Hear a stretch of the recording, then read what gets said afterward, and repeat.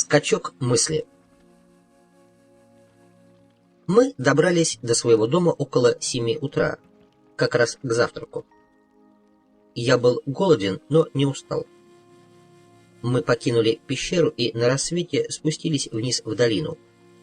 Дон Хуан, вместо того, чтобы идти напрямик, выбрал окольный путь, который проходил вдоль реки. Он объяснил, что нам нужно немного проветрить мозги, прежде чем идти домой. Я ответил, что с его стороны было очень любезно сказать «нам», поскольку на самом деле это было нужно только мне. Но он возразил, что действует не по доброте душевной, а исходя из системы практики воина.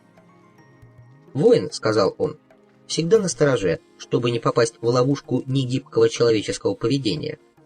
Воин всегда магичен и безжалостен. Это скиталец с самыми утонченными вкусами и намерениями, чья задача все больше оттачивать свои острые края, маскируя их при этом так, чтобы никто не мог заподозрить его в безжалостности.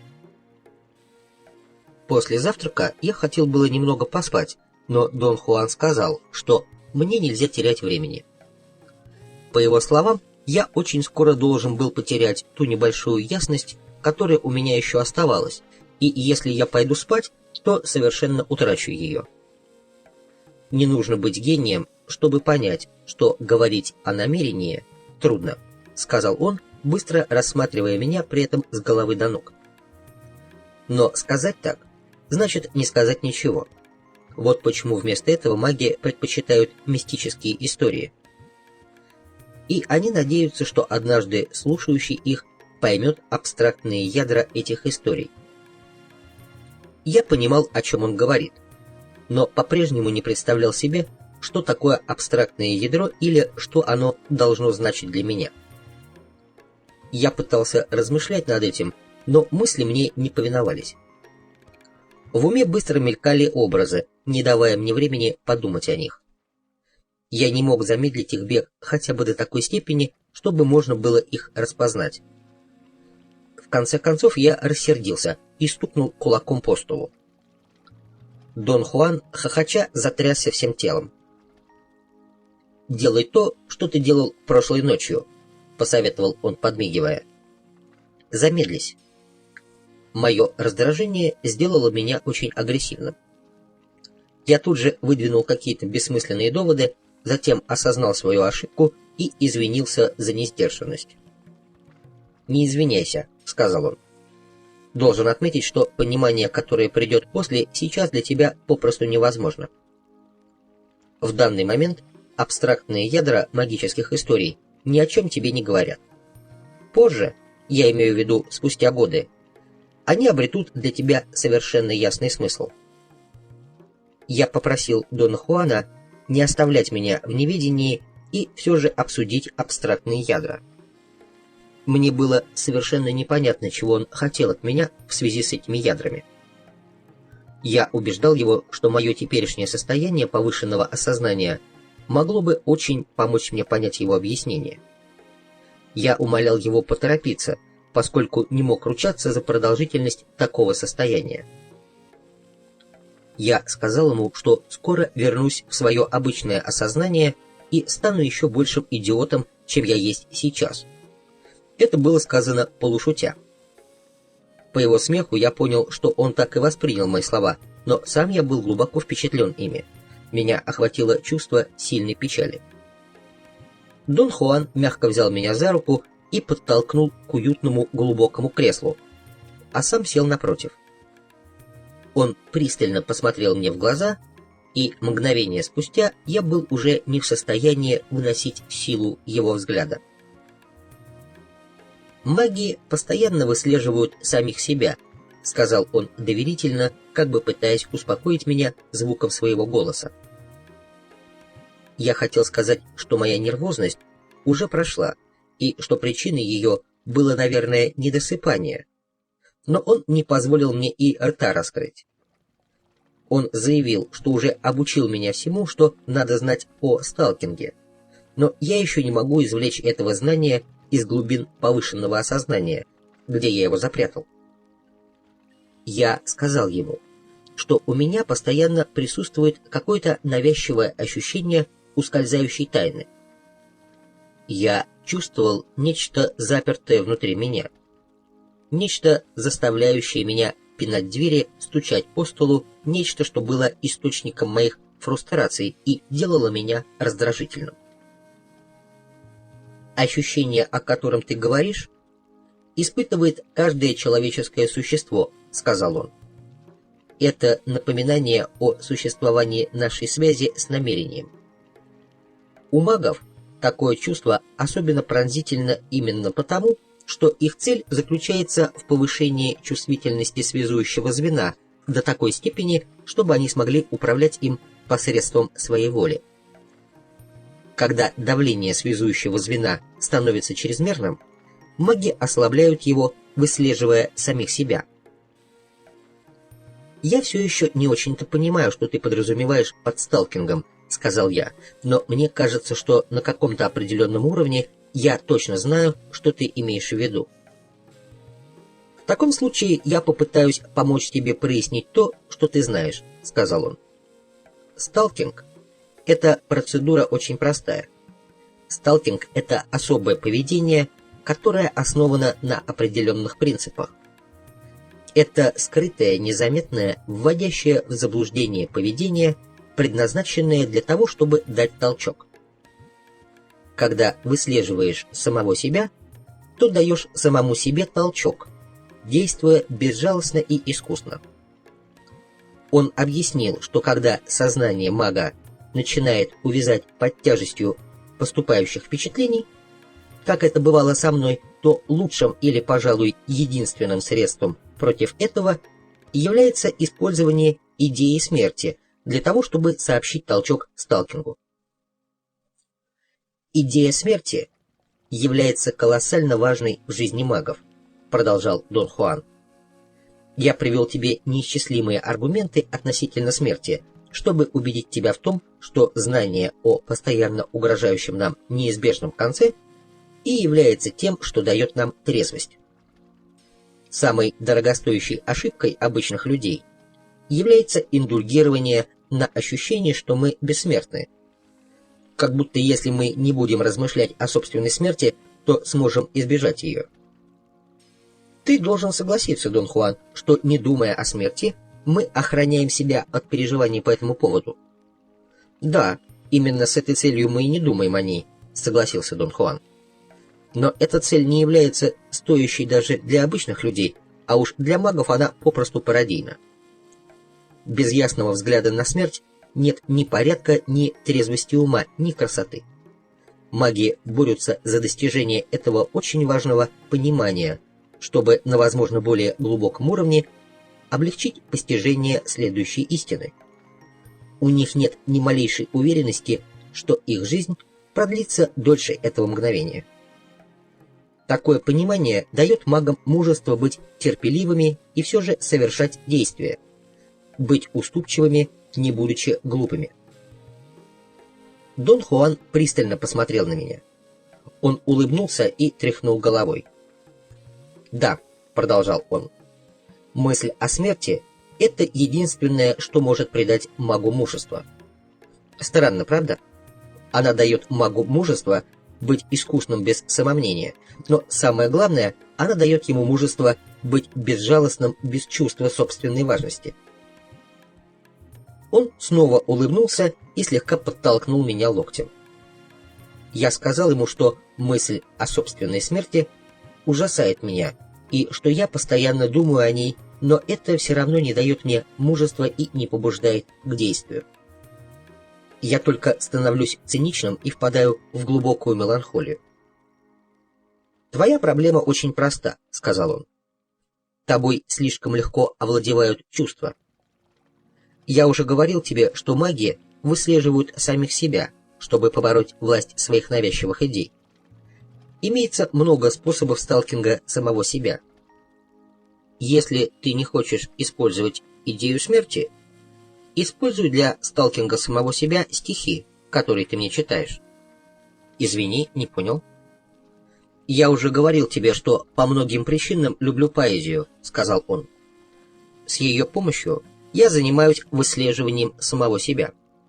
Это сообщает мне толчок. Я слушаю, как ты читаешь, и останавливаю свой внутренний диалог, позволяя установиться внутренней тишине. Затем сочетание стихотворения и внутренней тишины сообщает мне толчок. Он объяснил, что поэты неосознанно тяготеют к миру магии. Поскольку они не являются магами на пути к знанию, притяжение — это все, что у них есть. «Посмотрим, сможешь ли ты ощутить то, о чем я тебе говорил», — сказал он, вручая мне книжку стихов Хосе Грастизе. Я открыл ее на том месте, где была закладка, и он указал мне свое любимое стихотворение. Это беспрестанное неотвратимое умирание. Это живая смерть, которая убивает тебя. О Боже, в Твоих совершенных творениях, в розах, кристаллах, в неукротимых звездах и в сгорающем теле, что полыхает подобно костру, зажженному песней, в мечте красоте, поражающей глаз. И ты сам, возможно, умер миллионы вечностей назад, а мы и не знаем об этом. Мы, твои останки, частицы, зола, не знаем о том, что ты, подобно звезде, прячущейся за своим светом, доходящим до нас пустым светом без звезды, скрываешь свою бесконечную катастрофу. Слушая эти слова, сказал Дон Хуан, когда я закончил читать, я чувствую, что этот человек видит суть вещей, и я могу видеть вместе с ним. Меня не интересует, о чем эти стихи. Меня волнует только чувство, которое поэт желает передать. Я проникаюсь этим его желанием и вместе с ним красотой. Воистину чудо, что он, подобно настоящему воину, щедро отдает свое чувство тем, кто его воспринимает, своим читателям, ничего не требуя взамен, оставляя себе только свое стремление к чему-то. Этот толчок, это потрясение красотой и есть сталкинг. Я был очень тронут. Объяснение Дона Хуана задело какую-то невидимую струну моей души. Не хочешь ли ты сказать, Дон Хуан, что смерть является нашим единственным настоящим врагом? — спросил я, немного помолчав. «Нет», — сказал он убежденно. «Смерть не является врагом, хотя и кажется им. Смерть не разрушает нас, хотя мы и думаем, что это так. Но если она не является нашим разрушителем, тогда что же она такое?» — спросил я. «Маги говорят, что смерть является единственным стоящим противником, который у нас есть», — ответил он. «Смерть — это вызов для нас. Мы все рождены, чтобы принять этот вызов, и обычные люди, и маги. Маги знают об этом, обычные люди — нет. Лично я думаю, Дон Хуан, что жизнь, а не смерть, является вызовом. Жизнь — это процесс, посредством которого смерть бросает нам вызов», — сказал он. «Смерть является действующей силой. Жизнь — это арена действия. И всякий раз на этой арене только двое противников — сам человек и его смерть. Я предпочел бы думать, Дон Хуан, что именно мы, человеческие существа, являемся теми, кто бросает вызов», — сказал я. «Вовсе нет», — возразил Дон Хуан. «Мы пассивны. Подумай об этом. Мы действуем только тогда, когда чувствуем давление смерти. Смерть задает темп для наших поступков и чувств и неумолимо подталкивает нас до тех пор, пока не разрушит нас и не выиграет этот поединок, или же пока мы не совершим невозможное и не победим смерть. Магия побеждает смерть, и смерть признает поражение, позволяя магам стать свободными и навсегда избежать нового вызова. Значит ли это, что маги становятся бессмертными?» «Нет, не значит», — ответил он. «Смерть перестает бросать им вызов, и это все». «Но что это означает, Дон Хуан?» — спросил я. «Это значит, что мысль совершает скачок в непостижимое. «Что такое скачок мысли в непостижимое?» — спросил я, стараясь, чтобы в моем голосе не прозвучали воинственные нотки. «Наша с тобой постоянная проблема в том, что мы никак не можем прийти к общему для нас обоих смыслу некоторых определений». «Сейчас ты не искренен», — прервал меня Дон Хуан. «Ты прекрасно понимаешь, что я имею в виду. Требуя рациональных объяснений скачка мысли в непостижимое, ты ломаешь комедию. Ты точно знаешь, что это такое?» «Нет, не знаю», — сказал я. И вдруг я понял, что знаю. Или, вернее, интуитивно постиг то, что он имел в виду. Какая-то часть меня смогла преодолеть мою рациональность, понять и объяснить скачок мысли в непостижимое за пределами уровня метафоры. Плохо было то, что эта часть меня не была достаточно сильной, чтобы выйти на поверхность по желанию. Я попытался объяснить все это Дону Хуану, а он смеялся и говорил, что мое осознание похоже на йо-йо. Иногда оно поднимается вверх, и тогда я четко владею собой. Когда же оно опускается, то я становлюсь рациональным идиотом. Но чаще всего оно колеблется на бесполезной середине, где я ни рыба, ни птица. «Скачок мысли в непостижимое, — объяснил он со вздохом покорности судьбе, — есть нисхождение духа. Это акт ломки барьеров нашего восприятия. Это момент, когда человеческое восприятие достигает предела. Чтобы определить пределы нашего восприятия, маги практикуют искусство засылания разведчиков, лазутчиков, первопроходцев. Вот еще одна причина моей любви к стихам. Я воспринимаю их как таких лазутчиков. Но, как я уже говорил тебе, поэты не знают так точно, как маги, чего могут достичь их первопроходцы. Ранним вечером Дон Хуан сказал, что нам предстоит обсудить много вещей, и спросил, не хочу ли я пойти на прогулку. Я был настроен как-то по-особому. Ранее я обнаружил в себе странное чувство отчужденности, которое пришло и ушло. Сначала я подумал, что мысли затуманивает физическое утомление, но мысли мои были кристально ясными.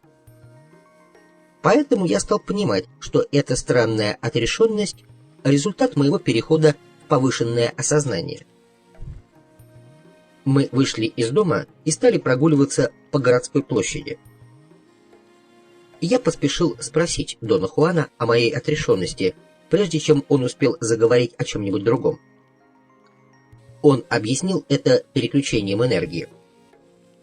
Когда высвобождается энергия, которая обычно используется для удерживания точки сборки в фиксированном положении, она автоматически фокусируется на связующем звене.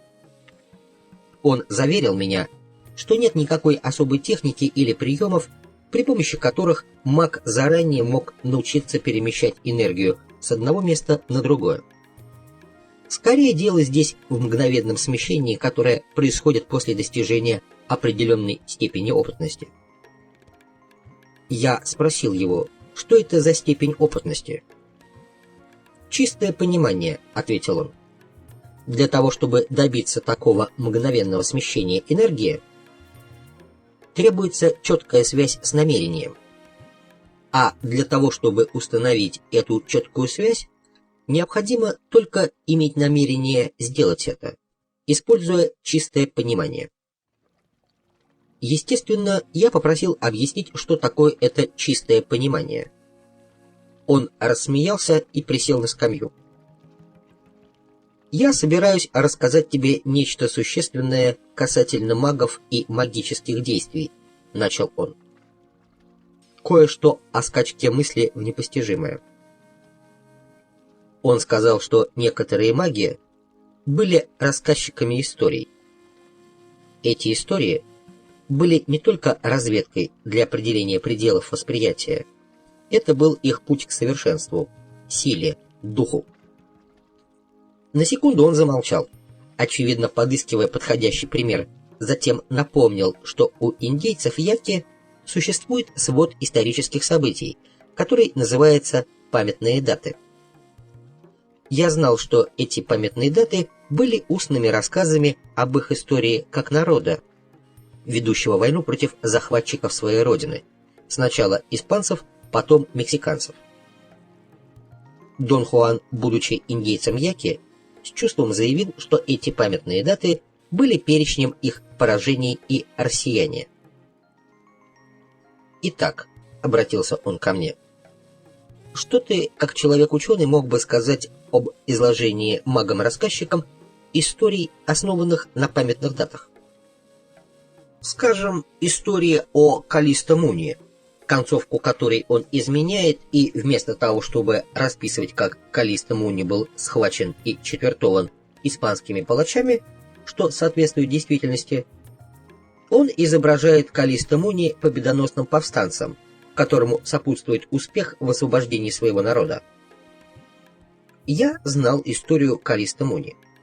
Он был индейцем из племени Яки, который, согласно памятным датам, много лет плавал на пиратском корабле в Карибском море, чтобы изучить искусство военной стратегии. Затем он вернулся к себе на родину в Сонору и поднял восстание против испанцев, провозгласив войну за независимость, но потерпел поражение, попал в плен и был казнен. Дон Хуан попросил меня высказать свои соображения по поводу этой истории. «Конечно, — начал я, — можно предположить, что изменение имевших место событий так, как ты это описал, является психологическим приемом, как-то продиктованным пристрастием мага-рассказчика. Возможно, также это было его личным, именно ему присущим способом смягчения разочарования. Я добавил, что мог бы даже назвать такого мага-рассказчика патриотом, потому что для него было немыслимо смириться с горечью поражения. Дон Хуан чуть не задохнулся от смеха. «Но дело не в одном единственном маге-рассказчике», — сказал он. «Они все так поступают». Тогда это является социально оправданным приемом, призванным выразить желаемое представление всего общества об этом событии, — возразил я. Общепринятым способом коллективного сбрасывания психологического стресса. «Твои доводы разумны и убедительны», — сказал он, — «но поскольку твой дух мертв, ты не способен увидеть изъян в своих рассуждениях». Он посмотрел на меня, как бы подталкивая к пониманию того, что он говорит. Я не мог ничего сказать по этому поводу, а если бы и сказал, то это только отразило бы мое раздражение. А рассказчик-маг, который изменил окончание реального сюжета, — сказал он, — делал это по указанию и при содействии духа. Поскольку он может манипулировать своей неуловимой связью с намерением, он действительно может изменить события. Рассказчик-маг, демонстрируя свое намерение, снимает свою шляпу, бросает ее на землю и поворачивает на 360 градусов против часовой стрелки. При содействии духа это простое действие погружает его непосредственно в дух. Он позволил своей мысли совершить скачок в непостижимое. Дон Хуан поднял руку над головой и быстро указал на небо над горизонтом.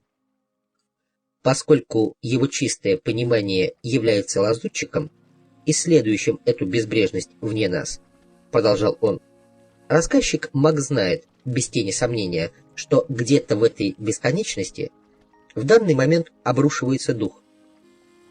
Каллисто Муни является победителем. Он освободил свой народ. Его цель превзошла его личность.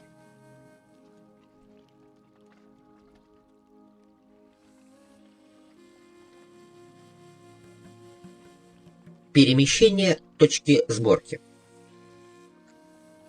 Через пару дней мы с Доном Хуаном отправились в горы.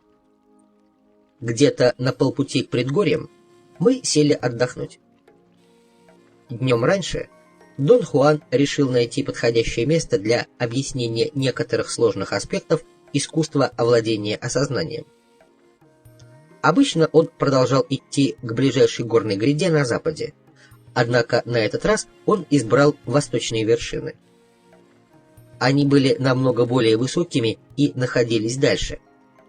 Мне они казались более зловещими, темными и более массивными.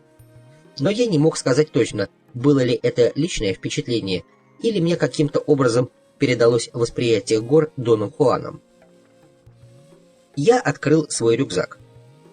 Его собрали для меня женщины, видящие из группы Дона Хуана, и я обнаружил, что они положили туда сыр. У меня возникло легкое чувство досады, поскольку, хотя я и любил сыр, сейчас мне его совсем не хотелось.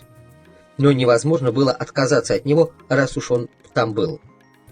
Дон Хуан указал на это как на мою слабость и стал надо мной насмехаться.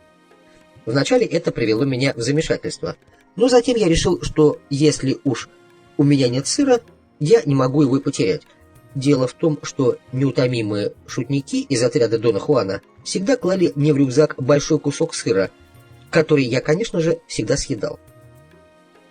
«Прикончи его в один присест», — посоветовал мне Дон Хуан с коварным блеском в глазах, «и тебе не нужно будет больше о нем беспокоиться». Наверное, под влиянием его слов у меня возникло сильное желание проглотить сразу весь кусок. Дон Хуан смеялся так сильно, что я заподозрил его соучастие в направленных против меня происках членов его группы.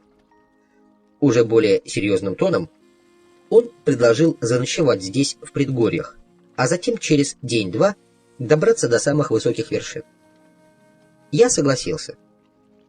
Дон Хуан осторожно спросил меня, не вспомнил ли я еще что-нибудь относительно 4 настроений сталкинга.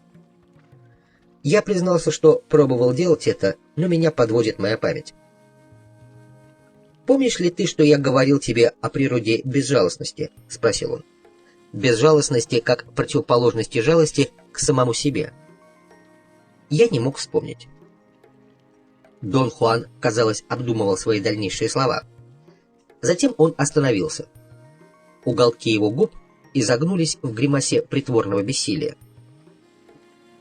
Он пожал плечами, встал и быстро пошел к находившемуся чуть поодаль небольшому плоскому участку на вершине холма.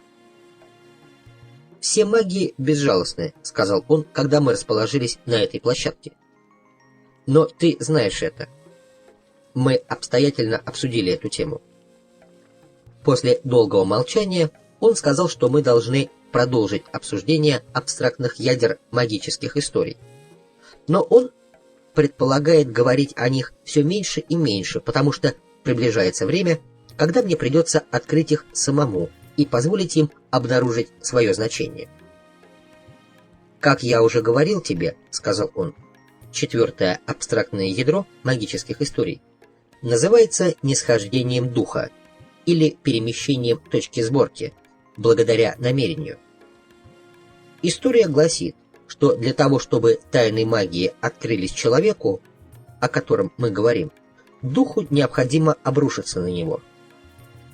Дух выбирает момент, когда человек расслаблен, незащищен и совершенно безжалостно обрушивает свое присутствие, сдвигая точку сборки человека в определенное положение. Это место с тех пор называется магами местом безжалости. Таким образом, безжалостность стала первым принципом магии. Первый принцип не следует смешивать с первым результатом магического ученичества, которым является перемещение между обычным и повышенным осознанием. «Не понимаю, что ты хочешь этим сказать», — пожаловался я. «Я хочу сказать, что, по всей видимости, сдвиг точки сборки является первым событием, которое реально происходит с учеником магии», — ответил он. «Так что для ученика вполне естественно считать, что именно это и является первым принципом магии. Но это не так. Безжалостность — вот первый принцип магии. Но мы уже обсудили это раньше. Сейчас я только пытаюсь помочь тебе вспомнить. Я мог бы честно сказать, что не имею понятия, о чем идет речь, но меня не покидало странное ощущение, что я знаю это. Постарайся вызвать воспоминание того, как я впервые стал учить тебя безжалостности, потребовал он. Воспоминание связано с перемещением точки сборки. Он подождал минуту, чтобы посмотреть, выполню ли я его инструкции. Поскольку было очевидно, что я ничего не могу вспомнить, он продолжал свои объяснения. Он сказал, что для осуществления такого таинственного акта, как сдвиг в повышенное осознание, необходимо присутствие духа. Я заметил, что на этот раз либо его заявления слишком непонятны, либо я слишком туп, поскольку абсолютно не могу уследить за ходом его мысли. Он твердо ответил, что мое замешательство не имеет никакого значения, и по-настоящему важна только одна вещь — мое понимание того, что даже простой контакт с духом может вызвать движение точки сборки.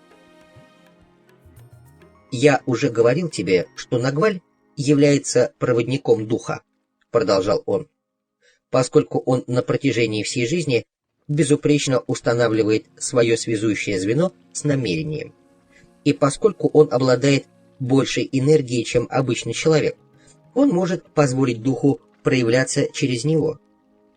Итак, первое, что испытывает ученик магии, это сдвиг его уровня осознания. Сдвиг, вызванный простым присутствием Нагваля. И я хочу, чтобы ты понял, что в действительности для сдвига точки сборки не существует какой-то особой процедуры. Ученика касается дух, и его точка сборки сдвигается, только и всего. Я сказал ему, что это утверждение приводит меня в замешательство, поскольку противоречит с таким трудом добытой мною на собственном опыте истиной. Переход в повышенное осознание осуществляется при помощи искусного, хотя и необъяснимого, приема Дона Хуана, благодаря которому он манипулирует моим восприятием. На протяжении лет, в течение которых мы были связаны, он время от времени переводил меня в состояние повышенного осознания простым ударом по спине. Я сказал ему об этом противоречии. Он ответил, что шлепок по спине был скорее уловкой для отвлечения моего внимания и устранения сомнений из моего ума, чем настоящим приемом для манипулирования моим восприятием. Он назвал это простым трюком, соответствующим его сдержанному характеру. Ничуть не шутя, он добавил, что, на мое счастье, он человек простой и не склонен к диким выходкам, иначе вместо простых уловок мне пришлось бы пройти через устрашающие ритуалы, прежде чем он смог бы изгнать все сомнения из моего ума и позволить духу переместить мою точку сборки. Все, что мы должны сделать, чтобы позволить магии овладеть нами, это изгнать из нашего ума сомнения, сказал он. Как только сомнения изгнаны, становится возможным все, что угодно. Он напомнил мне одно событие, свидетелем которого я стал несколько лет назад в Мехико. Событие, казавшееся мне непостижимым до тех пор, пока он не объяснил его, используя парадигму магии. То, свидетелем чего я стал, было хирургической операцией, выполненной одним знаменитым целителем, использовавшим психофизические приемы. Пациент был мой друг. Целителем — женщина, которая его оперировала, войдя в чрезвычайно драматический транс. Я мог наблюдать, как, используя кухонный нож, она вскрыла ему полость живота в области пупка, отделила его больную печень, промыла ее в ковше со спиртом, вложила обратно и закрыла бескровный разрез простым надавливанием рук. В полутемной комнате находилось еще несколько человек, ставших свидетелями этой операции. Некоторые, подобно мне, казались заинтересованными наблюдателями. Остальные были помощниками целительницы. После операции я немного поговорил с наблюдателями. Все они подтвердили, что видели то же, что и я. Когда позже я разговаривал с моим другом, который и был пациентом целительницы, он сказал, что на протяжении операции он испытывал тупую постоянную боль в животе и ощущение жжения в правом боку. Я передал все это Дону Хуану и даже позволил себе циничное объяснение. Я сказал ему, что полумрак в комнате, по моему мнению, создавал все условия для проявления ловкости рук, с помощью которой можно было создать иллюзию извлечения внутренних органов из брюшной полости с последующей промывкой их в спирте. Эмоциональный шок, вызванный драматическим трансом целительницы, который я тоже считал не более чем трюком, помогал создавать атмосферу чуть ли не религиозного таинства. Дон Хуан немедленно ответил, что это было циничное мнение, а не циничное объяснение, потому что я никак не объяснил тот факт, что мой друг действительно выздоровел. Затем Дон Хуан предложил другую точку зрения, которая основывалась на знании магов. Он объяснил, что все происходящее было основано на том замечательном факте, что целительница обладала способностью сдвигать точку сборки строго определенного количества людей, присутствовавших на сеансе. Единственная хитрость, если только можно назвать это хитростью, заключалась в том, что число людей, находившихся в комнате, не могло превышать то, которым она могла управлять. Ее драматический транс и сопровождавший его театральный эффект, по его мнению, были или хорошо продуманным приемом, используемым целительницей для захвата внимания всех присутствующих, или неосознанным приемом, продиктованным самим духом. В любом случае, они были самым подходящим средством для создания единства мысли, необходимого целительнице для изгнания сомнений из умов присутствующих и перевода их в повышенное осознание. Когда она разрезала тело кухонным ножом и извлекала печень, это не было, как подчеркнул Дон Хуан, ловкостью рук. Все это действительно происходило, но только в состоянии повышенного осознания и находилось вне сферы повседневного здравого смысла. Я спросил у Дона Хуана, как целительница могла сместить точки сборки присутствовавших людей, не касаясь их. Он ответил, что сила целительницы, являющаяся природным даром или изумительным достижением, послужила проводником духа. Именно дух, сказал он, а не целительница, был тем, что сдвигало точку сборки. Тогда я объяснил тебе, хотя ты и не понял ни слова, продолжал Дон Хуан, что искусство и сила целителя заключается в том, чтобы устранить всякое сомнение из умов присутствующих на сеансе. Сделав это, она дала возможность духу переместить их точки сборки. Когда же эти точки смещаются, все становится возможным. Присутствующие попадают в ту область, где чудеса являются чем-то обычным. Он многозначительно заявил, что та целительница, безусловно, была также и магом, и что если я постараюсь вспомнить операцию, то пойму, что она была безжалостна по отношению ко всем присутствующим, особенно к больному. Я повторил ему все, что мог припомнить об операции. Расположение и цвет стен квартиры целительницы, то, как драматически изменялся тембр ее голоса, ставшего, когда она вошла в транс, дребезжащим, режущим ухо мужским голосом. Этот голос объявил, что дух воина древних доколумбовых времен овладел телом целительницы. Как только прозвучало это заявление, поведение целительницы драматически изменилось. Она стала одержимой.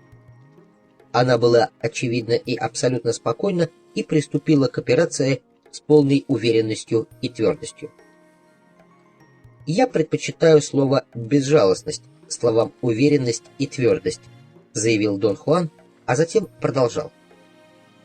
Эта целительница должна была быть безжалостной, чтобы создать надлежащую обстановку для вмешательства духа. Он утверждал, что такие труднообъяснимые случаи, как эта операция, на самом деле очень просты. Понимание их усложнено из-за нашей приверженности к думанию. Если мы не думаем, все становится на свои места. «Но это настоящий абсурд, Дон Хуан», — сказал я, искренне уверенный в своей правоте. Я напомнил ему, что он требовал от своих учеников серьезных размышлений и даже критиковал своего собственного учителя за то, что тот не был хорошим мыслителем. «Конечно, я настаиваю, чтобы каждый вокруг меня мыслил ясно», — сказал он. «И я объясняю каждому, кто захочет слушать, что единственный способ мыслить четко — это не думать вообще. Я был убежден, что тебе понятно это магическое противоречие. Я решительно восстал против неясности этого утверждения. Он смеялся и подшучивал над тем, что я вынужден защищаться. Затем он снова объяснил, что для мага существует два способа думания. Первый – это обыденный способ, который управляется обычным положением его точки сборки. Это беспорядочное мышление, которое совершенно не отвечает его потребностям и порождает в его голове изрядный сумбур. Второй – точное мышление. Оно функционально, экономично и очень редко оставляет что-то невыясненным. Дон Хуан заметил, что для преобладания этого способа мышления необходим сдвиг точки сборки, или обыденный способ мышления должен прекратиться, чтобы дать возможность переместиться точке сборки. Таково кажущееся противоречие, которое на самом деле не является противоречием вообще. «Мне хотелось бы, чтобы ты вспомнил кое-что, сделанное тобой в прошлом», — сказал он. «Я хочу, чтобы ты вспомнил особое движение своей точки сборки. Для этого ты должен перестать думать так, как думаешь обычно. Тогда возьмет верх второй способ мышления, который я называю ясным и четким, и заставит тебя вспоминать». «Но как я могу перестать думать?» — спросил я, хотя отлично знал, что он скажет в ответ. «При помощи намерения сдвинуть свою точку сборки», — сказал он. «А намерение привлекается глазами». Я сказал Дону Хуану, что мой разум колеблется между моментами колоссальной прозрачности, когда все кажется предельно ясным, и погружениями в глубокую умственную усталость, когда я вообще не понимаю, о чем он говорит. Он попытался ободрить меня, объяснив, что такая нестабильность вызвана легкими флуктуациями моей точки сборки, которая до сих пор еще не стабилизировалась в положении, достигнутом ею несколько лет назад. Колебания эти вызваны остаточным чувством жалости к самому себе. «Что это за новое положение, Дон Хуан?» — спросил я. «Несколько лет назад, и это как раз и есть то, что я хотел заставить тебя вспомнить, твоя точка сборки достигла места безжалости», — ответил он. «Прошу прощения?» «Место безжалости — это положение безжалостности», — объяснил он. «Но ты знаешь все это. Однако пока ты не вспомнишь всего сам, давай скажем, что безжалостность, будучи особым положением точки сборки, проявляется у магов через глаза. Они становятся как бы покрытыми тонкой мерцающей пленкой. У магов лучистые глаза. Чем больше они светятся, тем более безжалостным является маг. Сейчас, например, у тебя глаза тусклые. Он объяснил, что когда точка сборки сдвигается к месту безжалости, глаза начинают излучать свет. Чем прочнее фиксируется точка сборки в этом новом положении, тем лучистее становятся глаза. «Попытайся вспомнить то, что ты уже знаешь об этом», — настаивал он. На мгновение он замолчал, а потом заговорил, не глядя на меня. «Вспоминание не имеет ничего общего с воспоминанием», — продолжал он. «Воспоминание связано с обыденным способом мышления, тогда как вспоминание зависит от движения точки сборки.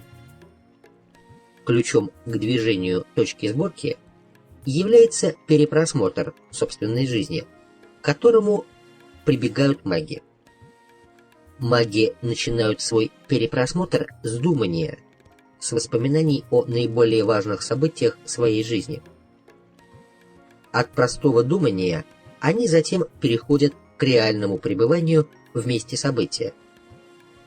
Когда это им удается, они с успехом сдвигают свою точку сборки именно в то положение, в котором она находилась, когда происходило это событие.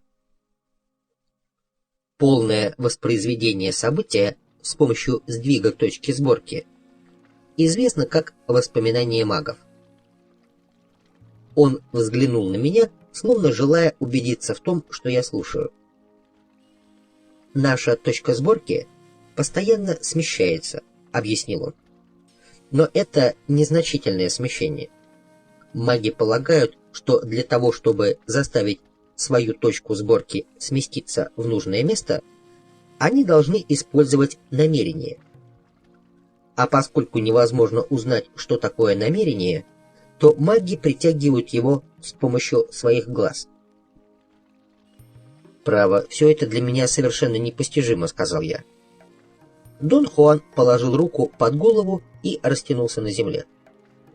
Я последовал его примеру. Долгое время мы не разговаривали. Ветер гнал по небу облака. От их движения у меня слегка закружилась голова. Затем головокружение внезапно сменилось знакомым ощущением страдания. Каждый раз при встречах с Доном Хуаном я испытывал, особенно в минуты отдыха и молчания, переполняющее чувство отчаяния, стремление к чему-то такому, чего я не мог выразить словами. Когда я был один или с другими людьми, такое чувство никогда не охватывало меня. Как объяснил Дон Хуан, то, что я ощущал и истолковывал как стремление, было в действительности вызвано внезапным движением моей точки сборки. Когда Дон Хуан заговорил снова, звук его голоса заставил меня вздрогнуть. Я сел. «Ты должен вспомнить, когда твои глаза впервые засияли», — сказал он. «Как раз тогда твоя точка сборки впервые достигла места безжалости. Безжалостность овладела тобой. Безжалостность делает глаза магов лучистыми, и это сияние притягивает намерение. Каждому положению, в которое сдвигается их точка сборки, соответствует особый блеск их глаз. Поскольку глаза обладают собственной памятью, маги способны вызывать вспоминание любого места, воспроизводя соответствующий каждому из этих мест блеск глаз. Он объяснил, что маги придают так много значения лучистости своих глаз и своему взгляду, потому что глаза непосредственно связаны с намерением. Эта, на первый взгляд, противоречивая истина заключается в том, что глаза имеют лишь поверхностное отношение к миру повседневной жизни. В глубинном плане глаза связаны с абстрактным. Я не мог представить себе, как глаза могут хранить информацию такого рода, и сказал ему об этом. Дон Хуан ответил, что человеческие возможности настолько безграничны и таинственны, что маги, вместо того, чтобы размышлять об этом, предпочитают использовать их без надежды понять, что они собой представляют. Я спросил его, влияет ли намерение на глаза обычных людей. «Конечно», — воскликнул он, — «и ты знаешь об этом, но только на таком глубинном уровне, что это уже безмолвное знание. У тебя нет достаточной энергии, чтобы объяснить это даже самому себе. Обычный человек знает о своих глазах то же самое, но у него еще меньше энергии, чем у тебя. Единственное преимущество магов над обычным человеком заключается в том, что они накапливают свою энергию. Это обеспечивает более точное и четкое связующее звено с намерением. И, естественно, означает также, что они могут вспоминать по своей воле, используя сияние своих глаз без сдвига точки сборки. Дон Хуан прервал свою речь и стал пристально смотреть на меня. Я отчетливо чувствовал, что его глаза направляли, подталкивали, тащили нечто неопределенное внутри меня. Я не мог оторваться от его взгляда. Его концентрация была такой интенсивной, что это и в самом деле вызывало во мне чисто физическое ощущение. Казалось, что я находился в печке. И вот совершенно неожиданно мой взгляд оказался обращенным внутрь. Это было похоже на пребывание в рассеянном мечтательном состоянии, но к этому примешивалось странное чувство интенсивного осознания самого себя и отсутствия мыслей. В полном сознании я смотрел внутрь, туда, где ничего не было. Гигантским усилием воли я вывел себя из этого состояния и вскочил. «Что ты делал со мной, Дон Хуан?» «Иногда ты бываешь абсолютно несносен», — сказал он. «Непозволительная расточительность. Твоя точка сборки только что была в положении наиболее благоприятном для вспоминания всего, что пожелаешь. А ты что сделал? Ты все испортил, спросив меня, что я с тобой сделал». Немного помолчав, он улыбнулся, увидев, что я снова сел. «Но занудство является твоим величайшим достоинством», — заметил он. «Так на что же мне жаловаться?» Мы оба громко расхохотались. Это была шутка в его духе. Несколько лет назад я был очень тронут и смущен огромным желанием Дон Хуана помочь мне. Я никак не мог понять, почему он проявил в отношении меня столько доброты. Было очевидно, что он не нуждается во мне ни в каком смысле. Он явно не был во мне заинтересован. На горьком жизненном опыте я понял, что ничто не делается просто так. Я терялся в догадках относительно того, зачем же все-таки я ему нужен, и это ужасно беспокоило меня. Однажды я весьма цинично напрямик спросил Дона Хуана, какая ему польза от нашего знакомства, добавив при этом, что теряюсь в догадках на этот счет. «Ты все равно не поймешь», — ответил он. Его ответ вызвал у меня раздражение. Я с вызовом сказал ему, что не считаю себя глупцом, и он может хотя бы попытаться объяснить мне это. «Хорошо, я скажу, но даже если ты поймешь, тебе это вовсе не понравится», — сказал он с улыбкой, с которой всегда поддевал меня.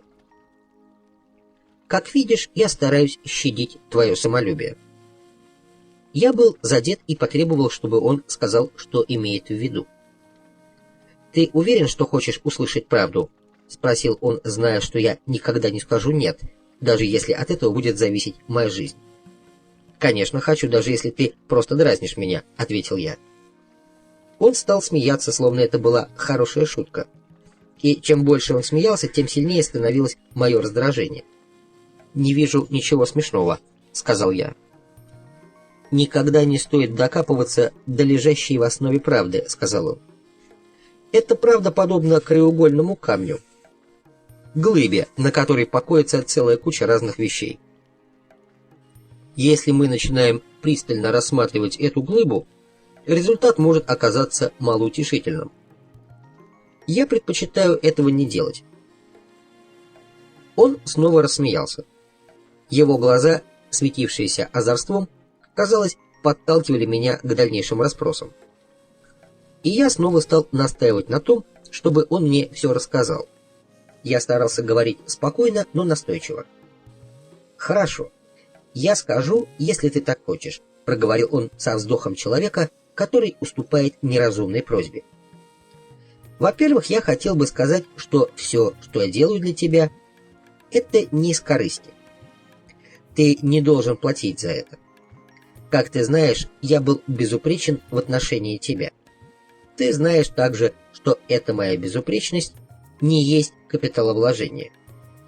Я не прошу тебя ухаживать за мной, когда я стану слабым и не смогу обходиться без посторонней помощи. Но в то же время я действительно получаю нечто бесценное от нашей с тобой связи, своего рода вознаграждение за безупречное обращение с этой глыбой, лежащей в основании. А получаю я за это именно то, что тебе, возможно, не понравится или будет трудно понять». Он умолк и пристально посмотрел на меня с дьявольским блеском в глазах. «Так расскажи об этом, Дон Хуан», — воскликнул я. Его тактика промедления все больше раздражала меня. «Я хочу, чтобы ты имел в виду, что я говорю только потому, что ты настаиваешь на этом», — сказал он, продолжая улыбаться. Он снова помолчал. К тому времени я совсем рассердился на него. «Если ты судишь обо мне потому, как я обращаюсь с тобой, — сказал он, — ты должен признать, что я был образцом терпения и постоянства. Но ты не знаешь, что для того, чтобы добиться этого, я должен был бороться за безупречность так, как никогда прежде. Для того, чтобы общаться с тобой, я должен был ежедневно перебарывать себя и сдерживаться, что было для меня невероятно мучительным». Дон Хуан был прав. Сказанное им не понравилось мне. Я пытался не подавать виду, изображая саркастическую гримасу. «Я не так плох, Дон Хуан», — сказал я. К моему удивлению, мой голос прозвучал весьма ненатурально. «О да, конечно же, ты так плох», — сказал он серьезно. «Ты мелочен, мнителен, расточителен, назойлив, нетерпелив, тщеславен. Кроме того, ты угрюм, тяжеловесен и неблагодарен. Твоя способность к индульгированию безгранична. Но хуже всего то, что у тебя слишком преувеличенное представление о себе, чтобы ты мог избавиться от всего этого. Я могу сказать также, что меня начинает тошнить от одного твоего присутствия». Я хотел было рассердиться, начать протестовать, кричать, что он не имеет права так говорить обо мне, но не мог произнести ни слова. Я был потрясен, я онемел. Выражение моего лица после того, как я выслушал всю правду, было, наверное, таким нелепым, что вызвало у Дона Хуана бурю смеха. Казалось, он сейчас задохнется. «Я предупреждал, что тебе это не понравится, или ты не поймешь», — сказал он. «Побудительные мотивы действий воинов очень просты, но тонкость, с которой они действуют, должна быть непревзойденной. Воин получает редчайшую возможность, истинный шанс быть безупречным вопреки обуревающим его чувствам. Ты дал мне такой уникальный шанс.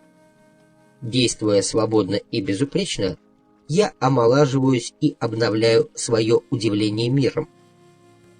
Это я у тебя в долгу». Он смотрел на меня, и его глаза сияли, но без всякого лукавства. Дон Хуан начал объяснять, что он делал. «Я Нагваль. Я сдвигаю точку сборки сиянием своих глаз», — сказал он, как само собой разумеющееся. «Глаза Нагваля могут делать это. Это нетрудно. В конце концов, глаза всех живых существ могут сдвигать чью-то еще точку сборки, особенно если их глаза сфокусированы на намерении. Однако обычно глаза людей сфокусированы на окружающем мире, на поисках пищи, на поисках красоты». Он слегка толкнул меня локтем. «На поисках любви», — добавил он и расхохотался. Дон Хуан постоянно дразнил меня по поводу моих поисков любви. Он никогда не забывал наивный ответ, который я когда-то дал на его вопрос о том, чего я ищу в жизни. Он подводил меня к признанию, что у меня нет ясной цели. И когда я сказал, что ищу любовь, он взвыл от смеха. «Хороший охотник гипнотизирует жертву глазами», — продолжал он. Взглядом он реально сдвигает точку сборки жертвы. И все же его глаза направлены на мир только в поисках пищи. Я спросил его, могут ли маги гипнотизировать людей своим пристальным взглядом. Он сказал, посмеиваясь, что меня на самом деле интересует, могу ли я гипнотизировать взглядом женщин, несмотря на тот факт, что мои глаза сфокусированы на мире в поисках любви. Уже серьезно он добавил, что предохранительным клапаном для магов является то, что к тому времени, как их глаза действительно сфокусируются на намерении, они больше не заинтересованы в гипнотизировании кого бы то ни было. Но для того, чтобы маги могли использовать сияние своих глаз для перемещения своей собственной или чьей-либо еще точки сборки, продолжал он, им необходимо быть безжалостными. То есть им должно быть известно особое положение точки сборки называемое местом без жалости. И особенно это касается нагвалей. Он сказал, что каждый нагваль развивает тип безжалостности, специфический для него одного. В качестве примера он взял меня и сказал, что из-за моей нестабильной природной конфигурации я кажусь видящим светящейся сферой, состоящей не из 4 шаров, сжатых в один, что является обычным для структуры нагвалей, но сферой, состоящей только из 3 сжатых шаров. Такая конфигурация заставляет меня автоматически скрывать свою безжалостность под маской индульгирования и расхлябанности. Нагвали часто вводят в заблуждение, продолжал Дон Хуан. Они всегда создают впечатление чего-то, чем на самом деле не являются. И они делают это с таким совершенством, что все, включая тех, кто хорошо их знает, попадаются на их удочку. «Я действительно не понимаю, как ты можешь говорить, что я притворяюсь», — возразил я. «Ты выдаешь себя за слабого и индульгирующего человека», — сказал он. «Ты производишь впечатление великодушного человека, сострадающего другим. И все убеждены в твоей искренности. Они могут поклясться, что ты именно таков. Но я и правда такой». Дон Хуан согнулся от хохота.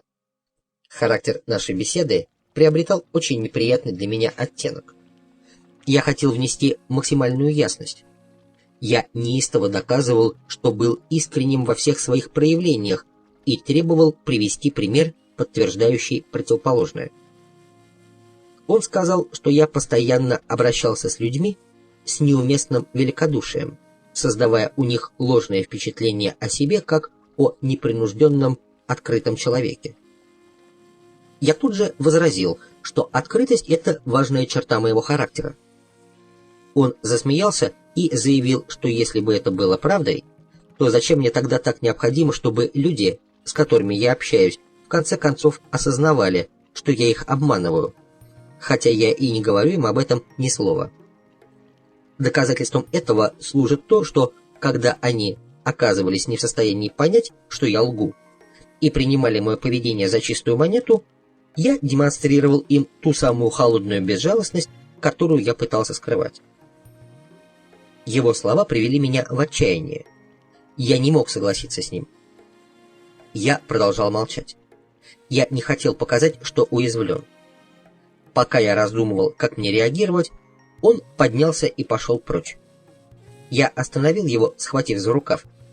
Это непроизвольное движение испугало меня самого и рассмешило его. Он снова сел и с любопытством посмотрел на меня. «Я не хотел показаться грубым», — сказал я. «Но я должен узнать об этом больше. Все это огорчает меня». «Заставь свою точку сборки двигаться», — приказал он. «А раньше мы уже обсуждали безжалостность. Вспомни о ней». Он посмотрел на меня с искренней надеждой, хотя, должно быть, и видел, что я ничего не могу вспомнить. Поэтому он продолжал говорить о способах проявления безжалостности нагвалей. Он сказал, что его собственный метод заключается в том, что он провоцирует людей на проявление агрессии и протеста, скрывающихся за мнимым пониманием и рассудительностью. «Но как насчет всех тех объяснений, которые ты мне давал?» — спросил я. «Разве они не являются следствием подлинной рассудительности и желания помочь мне?» «Нет», — ответил он, — «они есть следствие моей безжалостности». Я с жаром возразил, что мое собственное желание понять было искренним. Он похлопал меня по плечу и объяснил, что мое желание понять действительно является искренним, но мое великодушие нет. Он сказал, что нагвали скрывают свою безжалостность автоматически, даже против своей воли. Когда я слушал его объяснение, у меня возникло странное подспудное ощущение, что когда-то мы уже подробно обсуждали идею безжалостности. «Я не являюсь рациональным человеком», — продолжал он, глядя мне в глаза, «но только кажусь таким, поскольку в совершенстве умею притворяться. То, что тебе кажется рассудительностью, на самом деле есть отсутствие жалости, потому что именно этим и является безжалостность, отсутствием всякой жалости. Ты же, скрывая отсутствие жалости под маской великодушия, кажешься непринужденным и открытым. Но на самом деле ты настолько же великодушен, как я рассудителен. Мы оба притворщики. Мы довели до совершенства искусство сокрытия того, что мы не чувствуем жалости. Он сказал, что полное отсутствие жалости у его бенефактора скрывалось за личиной беспечного шутника, неистребимым желанием которого было подшучивать над каждым, с кем он сталкивался. Маской моего бенефактора был счастливый невозмутимый человек, которого ничто в этом мире не заботит, продолжал Дон Хуан. Но на самом деле, подобно всем нагвалям, он был холоден, как арктический ветер. «Но ведь ты же не холодный, Дон Хуан», — сказал я искренне. «Я совершенно холодный», — сказал он. «И то, что ты воспринимаешь это как душевное тепло, лишь доказывает эффективность моей маски». Он продолжал объяснять, что маска Нагваля Элиаса выражалась в сводящей с ума дотошности и аккуратности, которая создавала ложное впечатление собранности и основательности. Он начал описывать поведение Нагваля Элиаса. Говоря, он продолжал наблюдать за мной. И, наверное, из-за его пристального взгляда я не мог сосредоточиться на том, что он мне говорил. Я с огромным трудом заставлял себя собраться с мыслями. Еще минуту он наблюдал за мной, а затем продолжал свои объяснения относительно безжалостности, но я уже больше не нуждался в них. Я сказал ему, что я вспомнил то, что он хотел. Момент, когда мои глаза впервые засияли. В самом начале своего ученичества я добился, причем совершенно самостоятельно, смещения уровня моего осознания. Моя точка сборки достигла положения, называемого местом безжалости.